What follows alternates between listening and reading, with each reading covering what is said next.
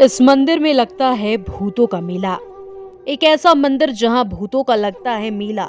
इस मंदिर को भूतों का सुप्रीम कोर्ट भी कहा जाता है, जहां उनकी हाजिरी लगती है और फिर सुनाया जाता है फैसला। ये मंदिर बिहार के कैमूर जिले के चैनपुर में स्थित है, जिसका नाम है हरसू ब्रह्मा धाम।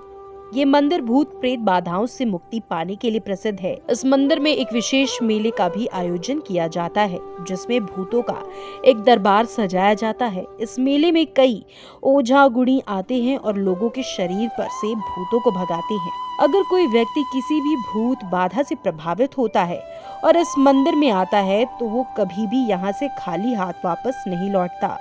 भूत बाधा से प्रभावित व्यक्ति यहाँ धूप, बत्ती और कपूर लेकर आते हैं, जिसके बाद ओझा द्वारा भूत भगाने की क्रिया शुरू की जाती है। स्थानीय लोगों की इस मंदिर में इतनी आस्था है कि वो लोग इस मंदिर को भूतों का सुप्रीम कोर्ट भी कहते हैं, जहां इन भूतों पर सुनवाई होती है।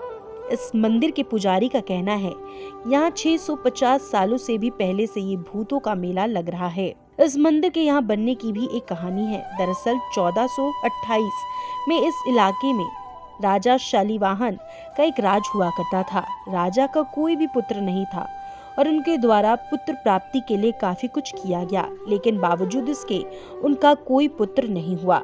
इस समय पर राजा के मंत्री और राज पुरोहित हुआ करते थे हरसू पांडे। हरसू ने भी राजा को पुत्र प्राप्ति के लिए कई सुझाव दिए। इनमें से एक सुझाव था दूसरी शादी करने का सुझाव, जिसके बाद राजा ने दूसरी शादी कर ली और आखिरकार राजा को पुत्र प्राप्ति हो गई।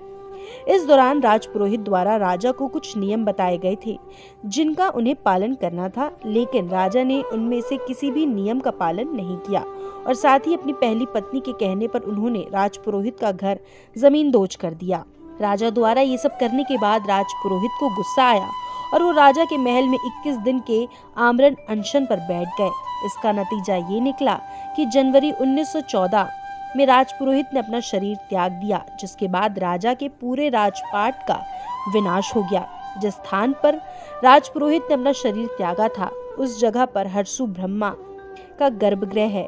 इस मंदिर में जहां इंसान भूत बाधा से निजात पाने के लिए आता है, वही संतान प्राप्ति के लिए भी आता है।